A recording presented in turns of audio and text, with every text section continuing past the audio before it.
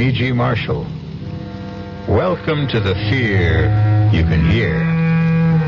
Welcome to the world of your own terrifying imagination.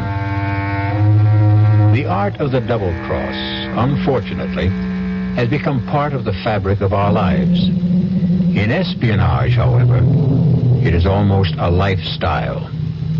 In the world of spies, for the left hand ever to know what the right is doing is unthinkable. For the next hour, imagine that you are Larry Fielding, a 32-year-old newspaperman caught in a dizzying web of circumstances seemingly beyond his control. Larry, please change your mind and come with me. Not until you tell me who you are and why you sneaked into my hotel room. You're a fool, Larry. You must know that the police are looking for you, and they'll be here any minute. Oh, well, you're here now, and I still want to know who you are. If that's so important, my name is Carol Johnson. And when I tell you I know all about the murder of Dave Wilson, maybe you'll believe that I'm here to help you.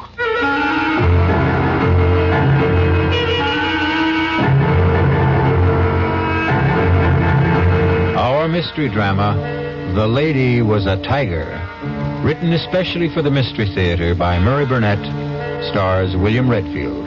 It is sponsored in part by Anheuser-Busch Incorporated, brewers of Budweiser, and by the Kellogg Company, makers of Kellogg's Special K cereal. I'll be back shortly with Act One.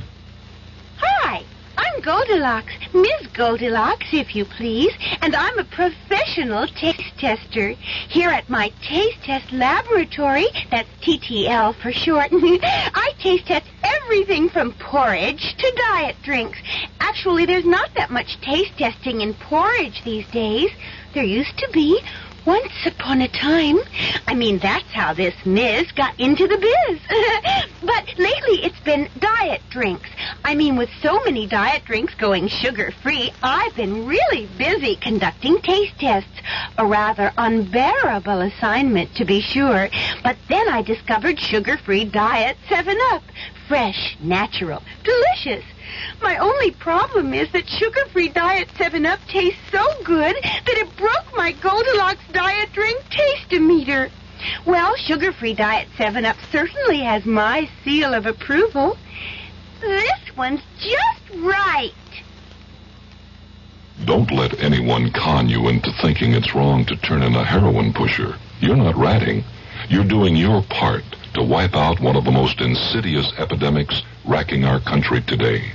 So don't let anyone kid you. If you really care about the quality of life, if you really care about improving society, you'll do everything you can to get the heroin pusher off the street and into jail where he belongs. If you have information about a drug pusher, use the heroin hotline. The number is 800-368-5363. That's toll-free from anywhere in the country. The number again is 800-368-5363. A trained operator will answer your call, take your information, and pass it on to experienced federal agents who will investigate. You'll make your own special contribution toward helping us wipe out what President Nixon has called public enemy number one. Call 800-368-5363.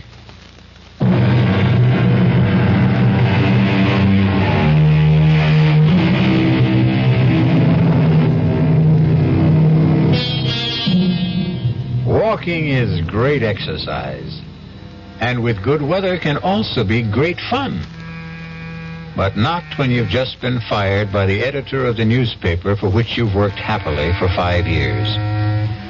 Larry Fielding has been walking aimlessly for 2 hours, trying to figure out why Horace Finley, the editor and his boss, had refused to give him any reason for his dismissal.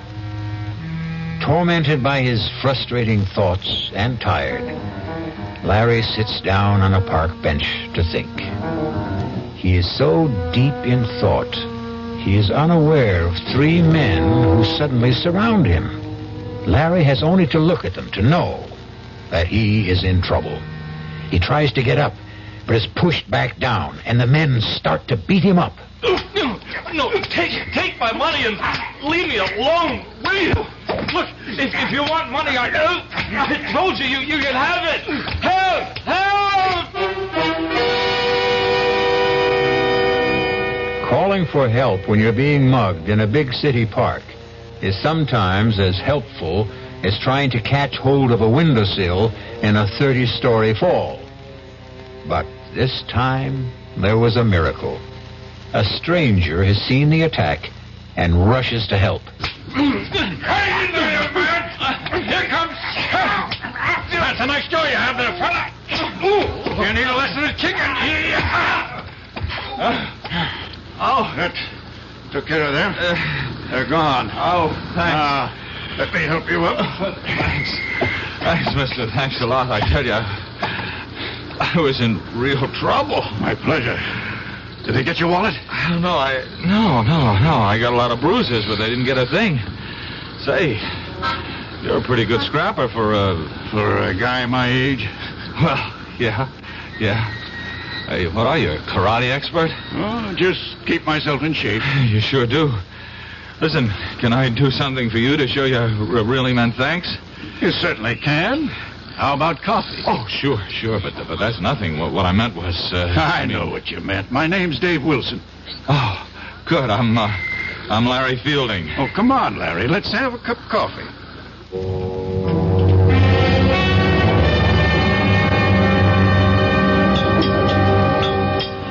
You know, I still can't get over the way you tore into those guys. I was a commando in World War II. World War II?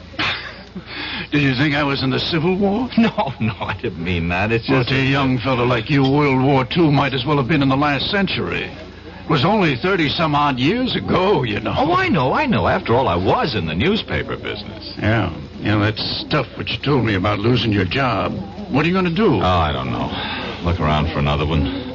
What bothers me is the way my editor let me go. No explanations. You know, we were friends. You'd think he'd at least tell me why he fired me. Those things happen. Stop torturing yourself and begin making plans. No, not until I get this thing straightened out in my own mind. I think I'll call my editor at home tonight and... I've got a better idea. Go out and get drunk, huh? Nope. How about a trip to Paris? Are you putting me on? I'm serious. Well, what are you? A scout for contestants for some kind of TV quiz show? No, I am a man sitting on $200,000. What? And I need a guy just like you. Now, look, I'm a newspaper man. Anytime a stranger starts talking about a trip to Paris and $200,000, I... Walk away without even listening? Yeah. Even if the man just happened to maybe save you from being mugged, robbed, and beaten up? Okay, all right, I'll listen, but believe me, that'll be it. Fair enough. First, here's my card. Oh, David Wilson, Calridge Imports. I never heard of him. You can call and check me out. I told you I was in World War II. Oh, look, I'm grateful to you, but you're wasting your time. Why don't you shut up and listen? You've probably heard about the millions of dollars in artworks and precious jewels that the GIs liberated during the last days of the war. Liberated, sure, yeah. Well, I've heard stories. Well, most of them are true. One that I know in particular certainly is. Did you ever hear of the Lancer collection? Lancer. The Comte de Lancer came from an old French family. And the Lancer collection is a fabulous assortment of diamonds, rubies, emeralds, and other precious stones, which were seized by the Nazis when they swept through France in 1940. A pal of mine, not a commando, happened to come upon the collection when the Americans were driving the Germans back in 44. Wait a minute. And he liberated it? Exactly. He and a distinguished Frenchman named Henri Thiel. What? Professor Henri Thiel? The archaeologist? That's the man. Oh, come on. He wouldn't... You were saying something? No, nothing. You were about to say he wouldn't get involved in anything crooked, weren't you? Yeah, something like that. You're right, he wouldn't. But he was younger. The world was quite different then. And my GI pal was a most persuasive guy. They decided to bury the Lancer collection. They did. They drew a map. And today, Professor Thiel is the only possessor of that map. Uh-huh. And, what happened to your nameless friend? He's dead. Professor Thiel wants to return the jewels. But that's easy, isn't it? Not if the professor doesn't want embarrassing questions asked about how he came by that map in the first place. Oh. What about you? Calridge Imports is a highly respected and reputable importing firm. I want to keep it that way. Oh, so do I, even though I've just been fired. You haven't heard what I'm asking you to do. Well, what? Come with me to Paris. You're writing a story on Professor Teal. He's good material. You'll grant me that. Yes, yeah. You'll interview him, naturally. During the course of that interview, he'll give you a slip of paper, which is a map showing the location of the jewels. You'll later deliver it to me. And that's all you have to do. You, mentioned something about sitting on hundreds of thousands of dollars? That's right. The Lancer collection is worth that and more. I'm sitting on it. I intend to return the jewels and collect a reward. If you want to share in that, you deserve it. Mrs. Wilson, the report is positive. Fielding has agreed to go to Paris with me.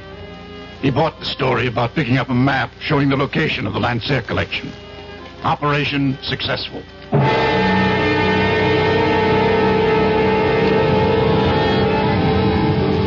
You'd better be on your way, Larry. You're due at Professor Teal's in 10 minutes. I suppose it's too late to back out, huh? You can always back out, Larry, but I don't think you will. There's really nothing to it. Make it look like a normal interview. Take notes. The professor will give you the map. Slip it in with your notes. Bring it back to me here. I'll be waiting. Okay. Larry. Yes? Relax. Oh, sure thing. I'll see you.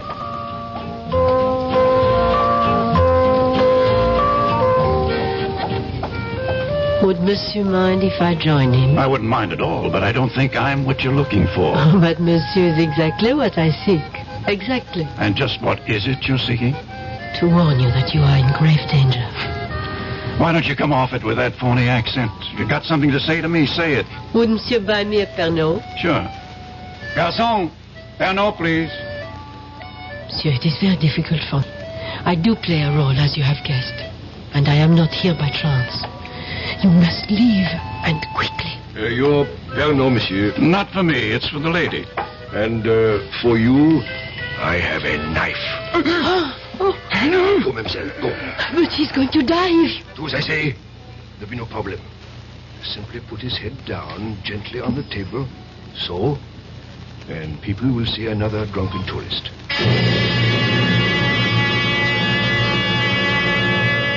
Your name is Larry Fielding. You're 28 years old, and you're feeling marvelous.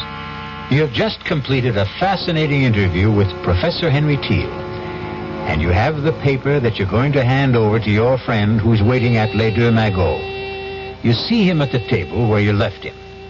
His head is down, but you're not concerned. Dave, wake up. I saw the professor. What? Monsieur, what has happened? Well, I don't know. I came back to meet my friend, and I guess he's passed out. A moment, monsieur. Look, this man has been murdered. What? Stabbed to death. You will wait here for the police. I will not. I'm getting out of here.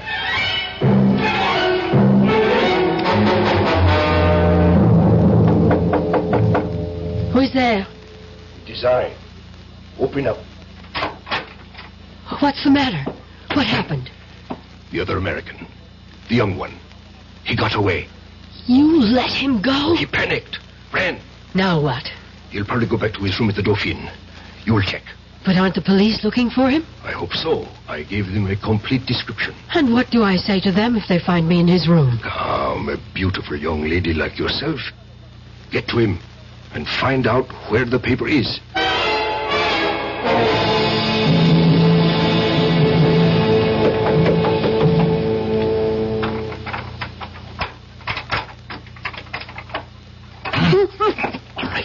All right. Who are you? If I take my hand away, you promise not to scream? Right? Okay. Now, why have you picked the lock into my room? Never mind. You have to get out of here. Not until you tell me who you are. If that matters, my name is Carol Johnson.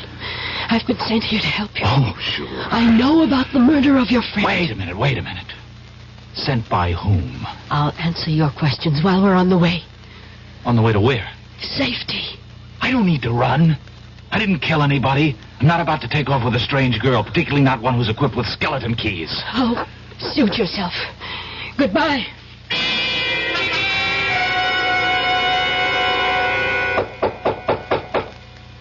Come in. Monsieur de Ransfielding. Yes? Inspector Victor Roux, Sûreté. Oh. You will please come with me. What for? Suspicion of murder of another American? Monsieur David Wilson. Inspector, listen. Why would I kill Dave? I've already told you I had an appointment to meet Dave at the cafe. He was waiting for me. Would I have walked up to a man I just killed and shake him so that he'd fall down and make a big scene? That is your explanation. There is nothing to support it. Well, there's nothing against it either. There is the word of Louis Goret. Who's he?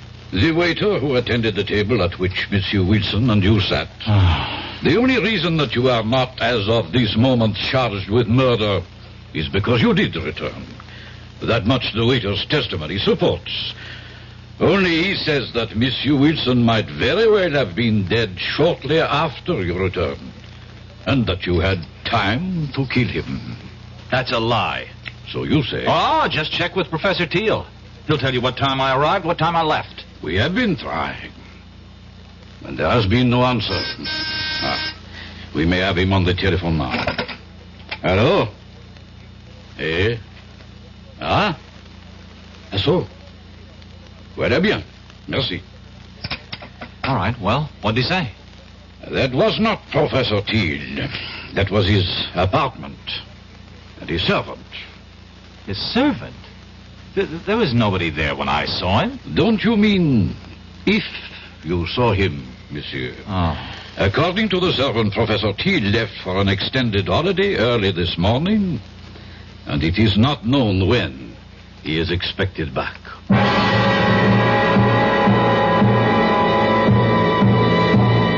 Your name is Larry Fielding.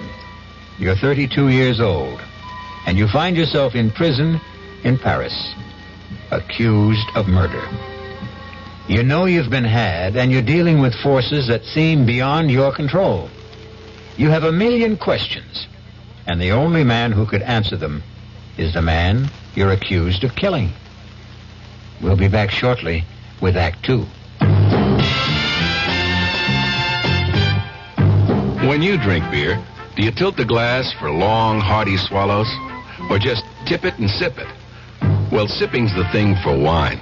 But Budweiser beer is a hearty drink, brewed for zest and character. The best way to enjoy Bud is to drink it. Not chug-a-lug, just man-sized beer drinker swallows. That's when that famous Budweiser taste, smoothness, and drinkability really come through. Smoothness and drinkability that come only from natural carbonation and exclusive beechwood aging. Smoothness and drinkability, too good for any half-hearted sipping. So drink up. You'll see that brewing beer right does make a difference. And that when you say Budweiser, you've said it all. Anheuser-Busch, St. Louis. In 1919, someone had a big idea. Let's help youth understand big business by starting them in small businesses of their own. And Junior Achievement was born. Each group elected a board of directors, chose a product, set up a production line, sold stock, and went into business. That year, 314 students made and sold products and learned the business of business.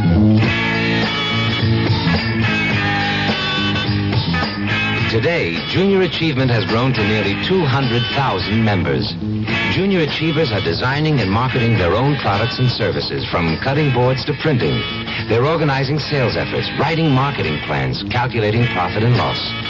Running these small businesses helps Junior Achievers understand how big business works. Support Junior Achievement, where youth learns the business of business. Call your local Junior Achievement office.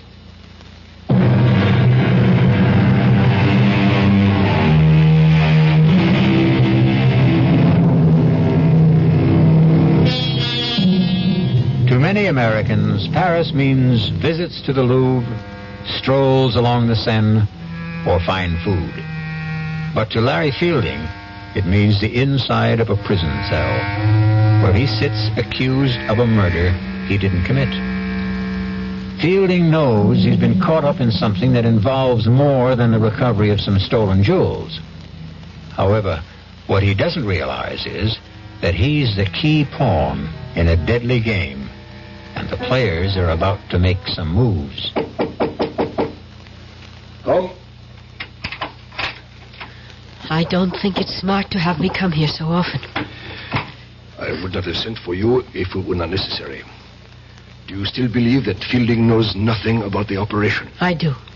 Then where's the document? Well, we don't know he ever had it, do we? We know he visited Thiel. We know that Wilson waited for him at Les Dumagots. We know he came back there. I think it is safe to assume that he was carrying the plans. And he didn't have it on him when he was arrested. Roger arranged to be there when Fielding was brought in and searched. He says there was nothing on him. But he wasn't picked up right away. Exactly. He eventually went back to his hotel room, as you know. I believe he has the paper and that he has somehow managed to hide it. Oh. He does us no good in prison. We shall have to arrange to have him released. And how do we do that? We don't. You do.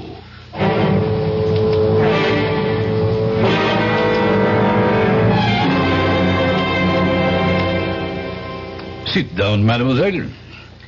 Your passport says Carol Johnson. That's right, Inspector. And I am told you are in my office because of the unfortunate incident in the Café Les Dumagots. Yes, Inspector. I just had to come here to tell you you have the wrong man. Ah? And how do you know that? I'm studying at the Sorbonne. I visit Les Dumagots all the time. I was sitting right there when that man was murdered.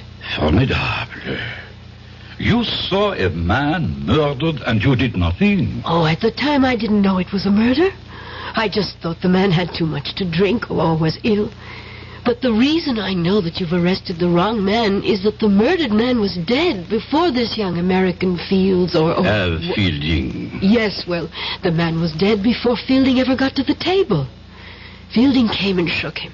And that was when it was discovered that he was dead. I'm prepared to swear to that, Inspector. Of course you are prepared to swear to this story that you have just told me. Why not? It's the truth. Of course, mademoiselle. Why would a beautiful young lady like yourself lie to an inspector of the Sûreté? I'm not sure that I like the way you say that, Inspector. But everything will be all right if you release young Fielding. You have told me you will swear to this statement of yours in court. Therefore, I have very little choice. Ah, good. But, mademoiselle, I have been a police officer for 20 years. Long enough to know that witnesses who appear late with an alibi for an accused murderer often have reason. Oh, that's ridiculous. And I also wish to warn you, mademoiselle, that the Sûreté considers this a very much open case. That is the business of the Sûreté. Au revoir, Inspector.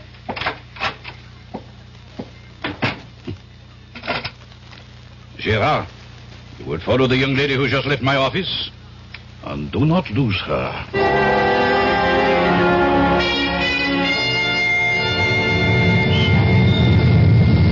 Hello there. Oh, it's you. Want to give me a lift? Well, I suppose I owe you something for getting me out of jail. Taxi! Taxi!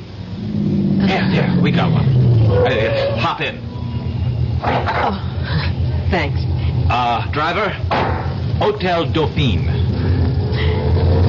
Well, you look pretty good for a jailbird. You look pretty good yourself for... Come to think of it, what are you? An American girl in Paris trying to make a living. What are you? An American in Paris in need of a bath, a drink, and some food. You know, you're not bad looking. Oh, thanks. While we seem to be exchanging compliments, can I say you're about the best-looking girl I've seen since I've been here? Thank you. Now that we like each other so much, don't you think it's time we started telling each other the truth? Yes, I'll buy that.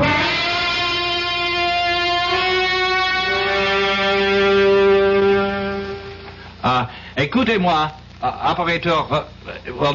You speaking. Okay, well, look, I phoned the desk about an hour ago to get this room straightened up, and so far nothing's happened. Now, can you please just send someone up so I can sleep here tonight, huh? Oh, while you're at it, where's our food? Wait a minute, that's a different department. Oh.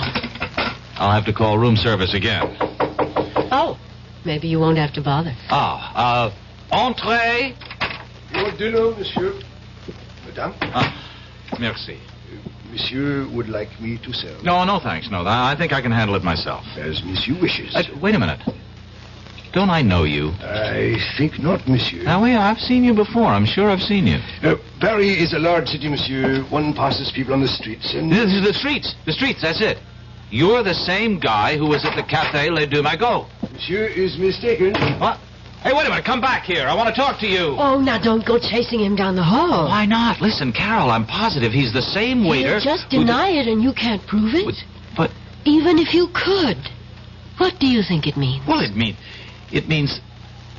Well, I don't know. But if I get him to talk, maybe I'd find out something. I thought you were going to clue me in. Oh, yeah. Listen, have you ever heard of the Lancer collection? Of course. It's in the Louvre. Oh. The family of Comte de Lancer gave it to the museum after it was recovered when the Nazis fled Paris. What? Well, why does that shake you up so much? Because it can't be true. Come with me to the Louvre and I'll show it to you. Well, that changes everything. Come on. Where are we going? To the American consul.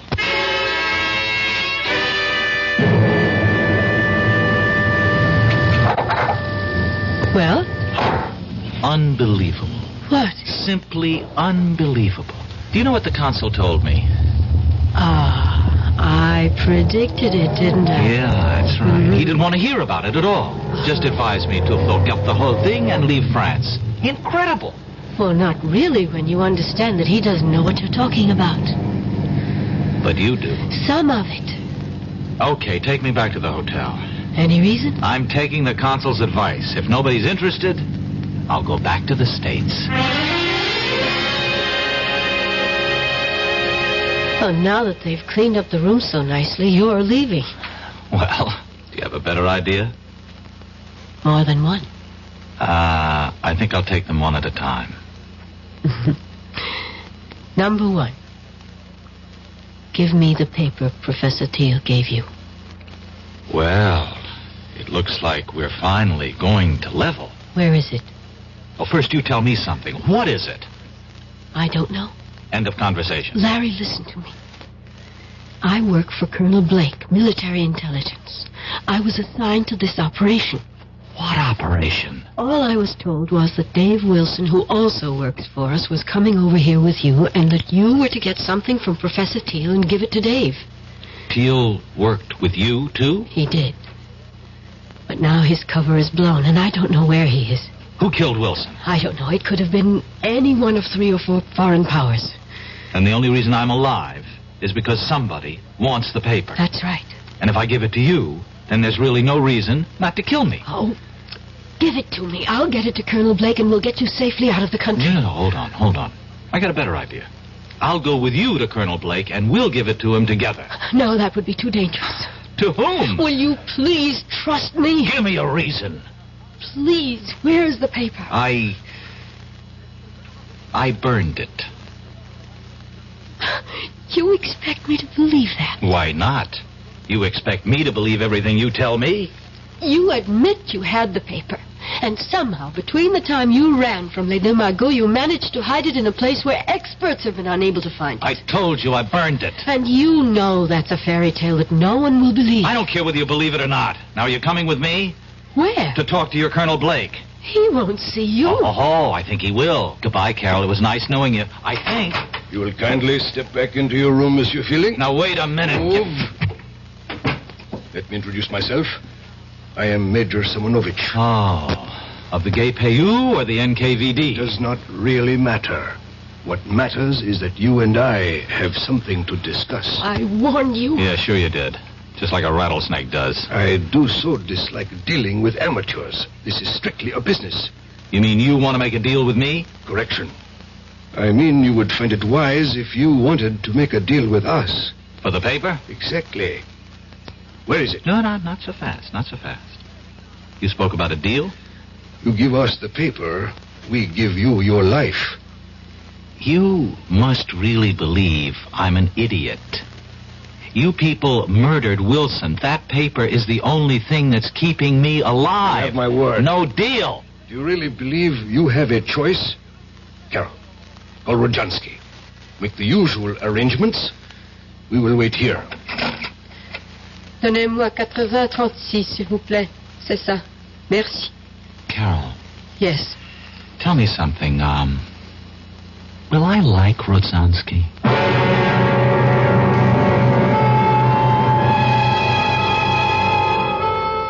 By this time, Larry Fielding realizes that he's been used.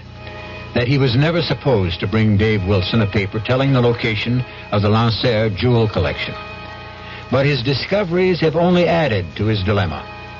He was quick-witted enough to realize that his only hope was to hide the paper, because that slip of paper is his last resort. We'll be back shortly with Act 3. Great taste in the morning. Kellogg's has that wholesome taste to get you up and grinning. This is Jerry Coffer for Kellogg's Special K. We've been having some fun in our television and radio commercials by using a ball and chain to symbolize the slight overweight problem common to so many of us. We point out that being a few pounds overweight is just a little more difficult for you. Climbing stairs, just walking around, even sitting down can feel, well, like you're wearing a ball and chain. In case you missed the message, it's this. If you really want to get rid of that extra weight, you really have to work at it by exercising and with sensible meals like the Special K breakfast. A 1-ounce bowl of Special K, America's favorite high-protein cereal, 4 ounces of skim milk, tomato juice, and coffee. Less than 240 calories. Nutritious and, by the way, delicious. So why not begin each day with a Special K breakfast and then keep up the good work? Special K can't help you lose weight all by itself, but it really is a good start. Hi, I'm Hal Linden. There's a lot of talk these days about America's energy crisis. Talk about doing without heat, about doing without our cars, about what's going to happen if we run out of fuel. Well, we may not have to run out of fuel if we all work together to conserve the fuel we have. That means turning your thermostats down to 68 degrees during the day and turning them down to 60 at night. It means turning off lights, TV sets, and electrical appliances the minute we're finished with them. It means driving no faster than 50, starting or joining carpools, avoiding the kind of stop-and-go motoring that eats up gas by the gallon. In short, it means saving every ounce of energy we can, every chance we get. So please, do your part to make the fuel supply stretch a little further. For your own sake, don't be selfish. Don't be foolish. Don't be fuelish. This message from the Federal Energy Office and the Advertising Council.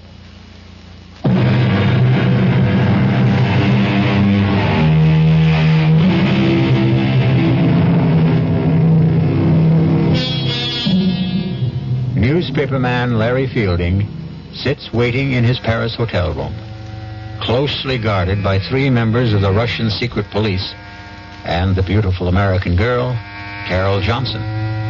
They are waiting for a man named Rodzansky, who might very well be, for all Fielding knows, his executioner. You know we mean to obtain the paper. Rodzansky is a doctor and a chemist. He'll be here shortly. You will be put to sleep painlessly. You'll be taken from here in an ambulance to a safe place, and there you will be injected with sodium pentothal, Fielding. You will tell us. Look, I don't suppose you'll tell me what's so important about this piece of paper? You have heard of the SAM-6 missiles, the surface-to-air weapons with deadly accuracy that we have developed and which were used so successfully in minor wars in Asia and the Middle East? Yes, I've heard of them. Good. We learned that someone whose identity we still seek has invented a jamming device which would render the SAM-6 almost worthless. We don't believe that any such system can be invented, but we do not take chances. We have reason to believe that the piece of paper that you carried away from Professor Teals has the information for building such a device. That will be Rodzansky. Carol, admit him. Of course. Come in, Doctor. This is the patient. Now, look, I really don't think this is necessary. Injection will be easier if you don't fuss, young man. I don't intend to make... Hold it. Now, his arm. Hold it still. Good. You brought a stretcher? Of course. There. He'll be under in a moment, so we can leave.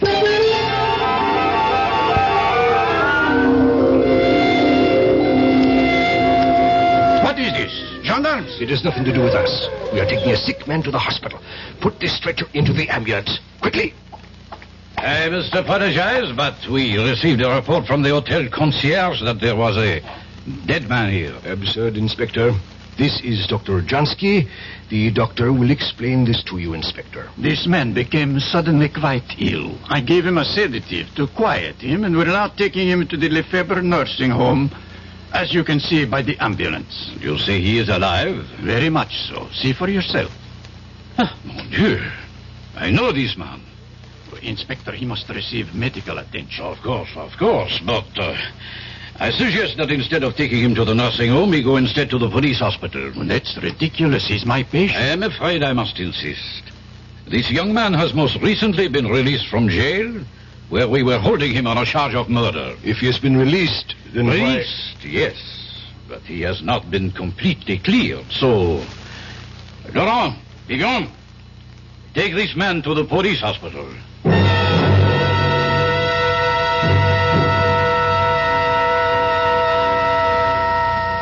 Did you get a report? Yes. And? He'll be conscious in an hour. And he will talk. I'm sure of that. He will scream to see Colonel Blake, and then your cover is blown, and the whole operation goes fooey. What do we do? Silence him. But what about the papers? We will be faulted for that, of course. But if we do not have it, neither do the Americans. Who do we have in the police hospital? Only Leclerc. A weakling. But he can admit Rozhansky. Rozhansky's a doctor. He doesn't need Leclerc to admit him. He can visit his patient openly. Thank you, my dear. I visit Fielding and he dies shortly thereafter. That idea does not appeal to me. We have to do something. You are both right. Carol, you will be his first visitor when he regains consciousness. No. Yes, Carol. Rozhansky, give her your hypodermic kit. I don't have to do this, and I won't. You would prefer that in my report I mention your failure with Fielding when you had some hours alone with him? I'll go. That is wise. Rozhansky, give her the syringe. Here. Quickly. The car is waiting. And Carol, if you should decide, or even think about changing sides, it would be most unwise. You know the French police are still most interested in the person who murdered Wilson.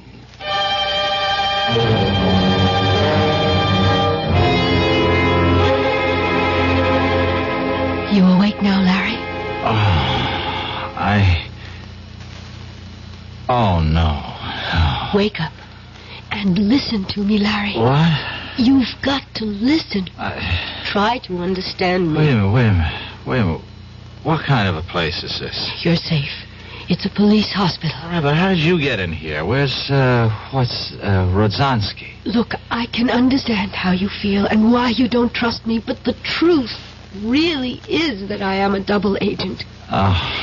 Do you understand what a double agent is? As near as I can figure out, a double agent is somebody working for two different sides. Yes. And neither side trusts them. Oh. You know, that fits you to a T. You might just be telling the truth. I am. I really work for Colonel Blake, as I told you. The Russians know it. They think I've infiltrated the U.S. military intelligence. But in fact... Yes, I know. You've really done just the opposite. Yes. Worked your way into the Russian apparatus. Exactly. Oh, Larry, how can I make you believe me? You can't. Listen, you were deliberately recruited.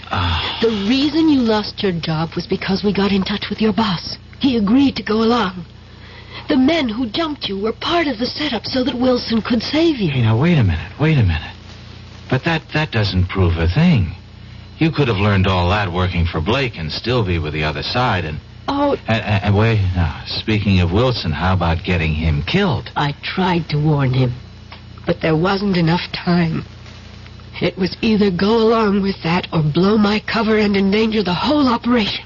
And when I wanted to give the plans to Blake, you objected. Same problem if I went with you to Blake or you went to him after we had talked. My cover was blown.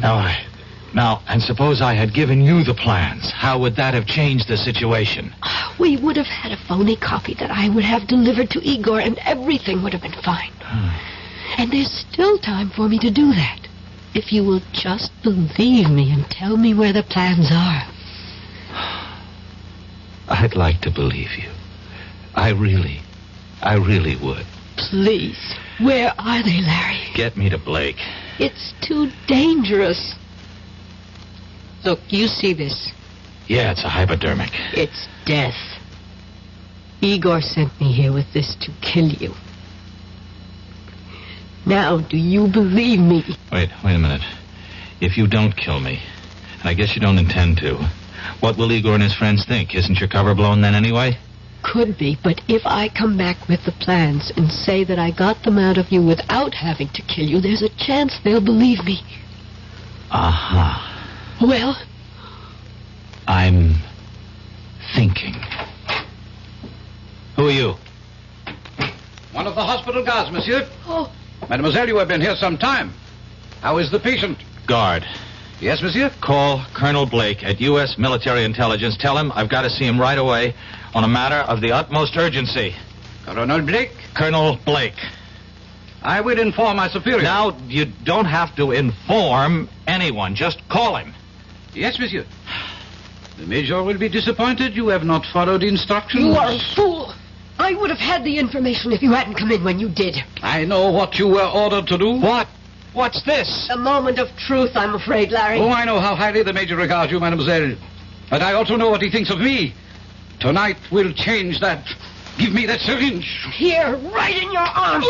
Oh, you traitor. I knew. Carol, you were telling me the truth. Yes. Yes, I was. And I had to kill him. To make you see it. Where is the paper, please? In my hotel room. Oh, aren't you ever going to stop playing games? You know your room was searched. Let me get dressed and I'll show you.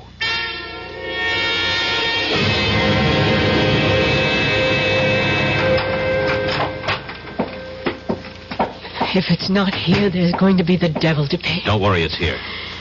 Now I'm the one who has to be shown. Trained operatives from 2 special branches went over this room with everything except Geiger counters. Okay. Where are we going? The bathroom. That was searched, too. Oh, I don't doubt it. Oh, we went through that cabinet. Did you now? What do you see?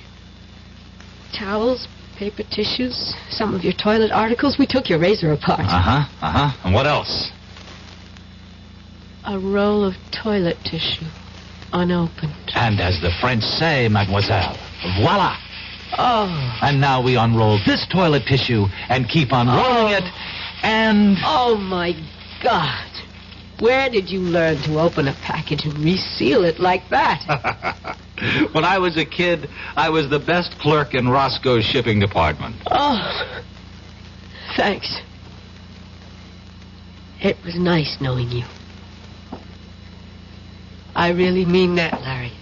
Hey, wait a minute. Surely I've earned the right to buy you dinner. I'd like to. Well, you'd better, or I'll start doing some talking. Blackmail? You said it. All right. I'll meet you at Les Deux Magots at 10:30. No way. Let's try the right bank, La Rotonde. That's a date. I'll see you. You better be there. Shirts, ties. Yes, I think that's everything. Come. Oh, it's you, Rodjansky. Are you coming with me? I am staying. And we shall say goodbye. I do not have much time. The plane for Moscow leaves at... I do not think you'll be taking the plane. Are you insane? You know I've been recalled. Not precisely. What do you mean, not precisely? Moscow feels you have bungled badly. So, it's not the first time that an operation has been... First, you were duped by the American girl. You know she was a double agent? I know now. Did you know before she killed Leclerc? I was not in charge at that time. At that time? Now there are 2 murders that cannot be hushed up. The French police must have a murderer to satisfy the public. Then give them Carol. I only wish that we could. They want you. You have been chosen to be the murderer. I am replacing you as the head of this section. Ridiculous. I won't remain quiet. I have a lot I could and will say to the authorities if Moscow abandons me. Now you listen to me, Rozhansky. I have no time to listen. Rozhansky, wait. That hypodermic. Don't... Igor, you should be pleased to know that your dying will serve a good cause.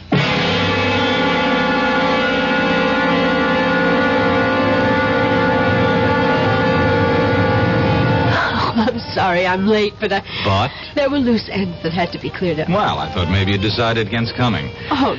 After all, your job here is finished. Well, yes. Sit down, sit down. Now that the Russians know you, there's nothing for you to do. It would be suicide to try to, huh? Oh, well, there are other things for me. Sure. Like getting married to a lovesick newspaper man, settling down, raising a family. Oh.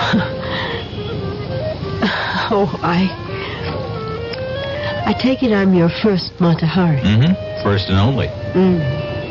Well, Larry, we're very different from other women. In our business, you pay dues. And they're heavy payments. I don't get it. I'm talking about sitting at another cafe on the left bank. Sitting and knowing that an agent named Wilson was going to be killed. Clumsily trying to warn him, and finally deciding that his death was the way it had to be. Larry, that's a big payment. But you can forget about it now. It wasn't your fault. No, forget about that and forget about Leclerc. Well, you had to... You see, it's even hard for you to say.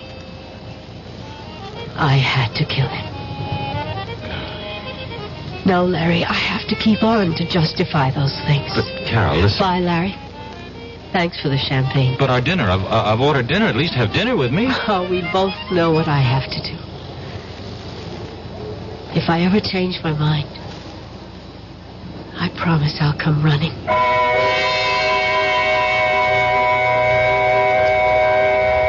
Larry Fielding sat in La Rotonde and watched her walk away. He knew she was walking out of his life.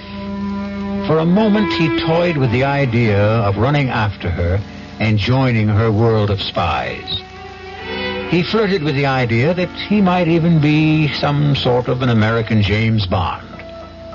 But then, the waiter brought the dinner. And to his surprise, he was hungry. And that realization made him wonder about whether or not he was truly in love. I'll be back shortly. Who knows how to help you solve your shopping problems? Your Better Business Bureau knows. I saw this perfectly darling mirror in the showroom, so I bought it. But when the truck came, they delivered this thing I never saw before. Now what am I going to do? I'll tell you what to do, madam. But who are you? I'm the man from the Better Business Bureau. Now, the first thing to do is to call the store manager and tell him what happened. But in the future, when your merchandise is delivered, you should examine the item before the delivery truck leaves. And if it's to be delivered from a warehouse, have a clear understanding with the dealer that unless it is the same as the sample shown to you, you will not accept it or pay for it. Oh, thank you. Just part of my job, madam, to help people with their shopping problems.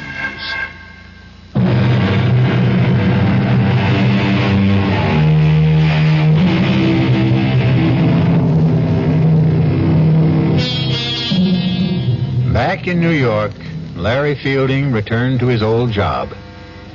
An old friend and boss, Horace Finley, who was curious about what had happened in Paris. Finley kept pressing Larry to tell him about his Parisian adventure. Finally, Larry said, "I'll tell you, Horace. In Paris, the food was good." Our cast included William Redfield, Joan Loring, Roger DeKoven, Ian Martin, and Chris Gampel. The entire production was under the direction of Himan Brown. And now, a preview of our next tale. I really killed that boy, you know? What did you say? I killed him, Mr. Murray. I waited for him in the hallway the next day, and I grabbed him. He was a scrawny kid. It was like wringing in the neck of a chicken. I'd do the same thing again, Mr. Murray, to the next guy who bothers my wife. They've got to learn. You lied to me. Every stinking word you told me was a lie. Don't be sore, Mr. Murray. I couldn't tell you the truth, could I? I mean, you wouldn't have taken the case, would you? Yes. I would have taken the case and told you to plead guilty with cause. No, I wanted you to get me off, and that's what you did. Look, I've got to go now, Mr. Murray. I just want to say thanks again. Oh, you think it's that simple? You think you can just walk out of here? Melanie's waiting for me. She likes to eat dinner early. The girl's always hungry. So long, Mr. Murray. Radio Mystery Theater was sponsored in part by new sugar-free Diet 7-Up. This is E.G. Marshall inviting you to return to our Radio Mystery Theater for another adventure in the macabre. Until next time...